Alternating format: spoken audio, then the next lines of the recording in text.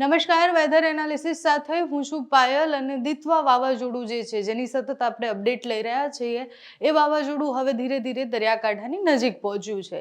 વાવાઝોડાની તીવ્રતા થોડીક નબળી થઈ ગઈ છે, અત્યારે ધીરે ધીરે દરિયાકાંઠા તરફ પહોંચ્યું છે ત્યારે દક્ષિણના બહુ જ બધા ભાગોમાં ખૂબ વધારે વરસાદ પડી રહ્યો છે, સાથે જ એની અસરો અડધા ભારતને થાય એવી સંભાવનાઓ છે। ગુજરાતને કેવી અસર થવાની છે? ગુજરાતને વાવાઝોડાની સીધી અસર નથી થવાની, પણ એ વાવાઝોડું ધીરે ધીરે જ્યારે આગળ વધી અને પસાર થઈ જશે એના પછી અરબી સમુદ્રમાં એક સિસ્ટમ બને એવી સંભાવનાઓ દેખાઈ રહી છે।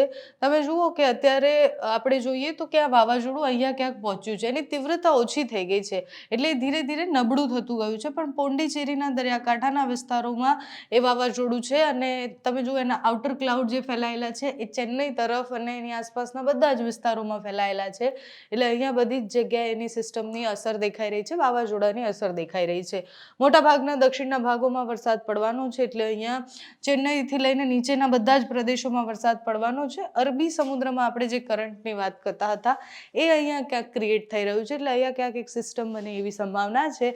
હવે એ સિસ્ટમ ધીરે ધીરે કેવી રીતના આગળ વધે છે એ પણ જોવાનું છે। એ સિસ્ટમ ધીરે ધીરે આગળ વધશે, એ સિસ્ટમ ધીરે ધીરે મહારાષ્ટ્રના દરિયાકાંઠાને અસર કરે એવી સંભાવનાઓ પણ દેખાઈ રહી છે, એટલે અહીંયાથી તમે જુઓ કે એક વાવાઝોડું છે, ક્યાંય પણ વાવાઝોડું બને, હજારો કિલોમીટર દૂર પણ વાવાઝોડું બને તો એની અસર સ્વાભાવિક રીતના થતી હોય છે। થોડી અસર થાય, વધારે અસર થાય એની તીવ્રતા પર હોય, વાવાઝોડું જેટલી નજીક બન્યું હોય ત્યાં વધારે અસર થતી હોય છે, એટલે ચેન્નઈમાં ખૂબ વધારે અસર છે, પોંડિચેરીમાં ખૂબ વધારે વરસાદ પડી રહ્યો છે।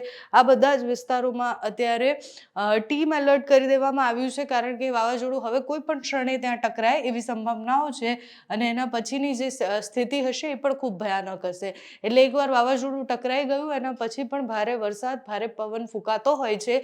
આપણે જોયું જ છે કે બિપોરજોય વાવાઝોડું જ્યારે કચ્છના દરિયાકાંઠાની નજીક આવ્યું હતું ત્યારે કચ્છની શું સ્થિતિ હતી, અત્યારે દિત્વા વાવાઝોડું અહીંયા ક્યાંક પોંડિચેરીની આસપાસ ટકરાશે, એની તીવ્રતા ઓછી થઈ ગઈ છે, ધીરે ધીરે એ ટ્રાવેલ કરી અને જ્યારે અરબી સમુદ્ર તરફ આવશે એટલે બેંગ્લોર થઈ અને આગળ વધી અને પછી અરબી સમુદ્ર તરફ આવશે। અરબી સમુદ્રમાં પણ એક સિસ્ટમ જે છે એ ધીરે ધીરે સક્રિય થઈ રહી છે, એની અસરો પણ જોવા મળશે।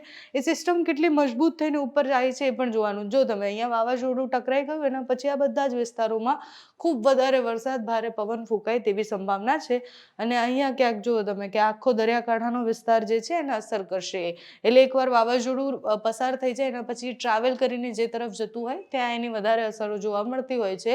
કોલ્હાપુર અને મહારાષ્ટ્રના દરિયાકાંઠાના વિસ્તારોમાં વરસાદની શરૂઆત થશે 4 તારીખ 5 તારીખની આસપાસ મોટાભાગના વિસ્તારોમાં વરસાદ પડે તેવી સંભાવના છે અને એના પછી આ તમે તીવ્રતા જુઓ, જે સિસ્ટમ બને છે, જે કરંટ દેખાઈ રહ્યો છે એની તીવ્રતા ખૂબ વધારે છે, ધીરે ધીરે એ પણ આગળ જાય છે, એટલે એની અસરો સામાન્યથી મધ્યમ ગુજરાતના દરિયાકાંઠાના વિસ્તારોમાં અને દક્ષિણના ભાગોમાં થવાની છે।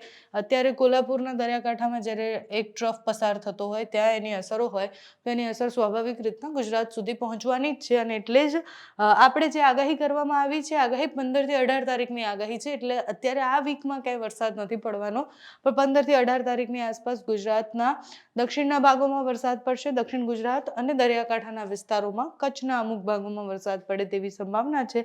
6-7 તારીખ સુધીમાં એ જે સિસ્ટમ જે છે અહીંયા ક્યાંક પહોંચે છે અરબી સમુદ્રમાં, ત્યાં એ સ્થિર થઈને કેટલી મજબૂત થાય છે, એ લો પ્રેશર સુધી પહોંચે છે કે કેમ એ પણ જોવાનું છે। જેટલી મજબૂત સિસ્ટમ થશે એટલી વધારે અસર થવાની છે। 15 થી 18 તારીખની આસપાસ ગુજરાતમાં માવઠાની સંભાવના છે, એના સિવાય ઠંડી ખૂબ વધારે પડી શકે હવે એવી સંભાવના છે, એટલે આ એક અઠવાડિયું ઠંડી પણ વધારે પડવાની છે, વેસ્ટર્ન ડિસ્ટર્બન્સ અને જે ઠંડા ભેજવાળા પવનો આવી રહ્યા છે, વાવાઝોડાને કારણે જે પવનની ગતિ અને એની દિશા બદલાઈ છે એના કારણે અરબી સમુદ્રમાંથી જે ભેજવાળા પવનો છે, જે ભેજવાળા વાદળો છે એ પણ આપણને અસર કરતા દેખાશે, એટલે ગુજરાતમાં ઠંડીમાં પણ વધારો થવાનો છે।